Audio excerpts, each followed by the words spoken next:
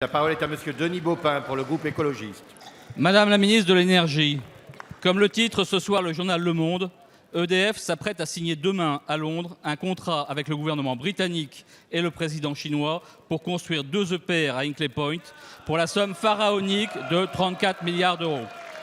Même le secrétaire d'État à l'énergie de Mme Thatcher estime que ce contrat serait le pire deal jamais conclu, avec un prix d'achat garanti pour 35 ans, double du prix de l'électricité britannique, 30% plus élevé que l'électricité renouvelable.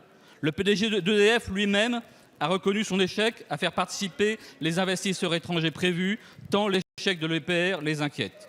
Seuls les Chinois participeraient, mais dans le but unique, de devenir incontournable sur le continent européen. La dépendance croissante du nucléaire français et britannique aux Chinois pourrait d'ailleurs faire sourire. On nous a tant vanté le mythe de l'indépendance nationale, mais elle inquiète même les militaires. Une troisième question taraude nos voisins. Pourquoi acheter de vieux modèles EPR du XXe siècle à prix d'or et qui ne marchent nulle part, alors même que la France y renonce, puisque EDF et Areva travaillent déjà à un EPR nouveau modèle. Et même les agences de notation, qui visiblement ne croient pas à l'avenir nucléaire, annoncent qu'elles dégraderont EDF si le contrat est signé. Alors, Madame la Ministre, est-ce bien la priorité d'EDF de s'endetter pour des décennies dans un tel projet?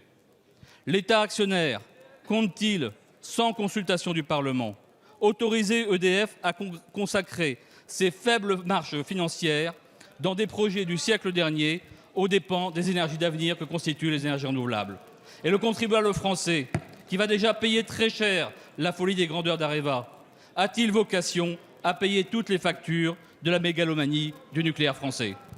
Merci, Monsieur Baupin. La parole est à Madame Ségolène Royal, ministre de l'Écologie, du Développement durable et de l'Énergie. Merci, Monsieur le Président.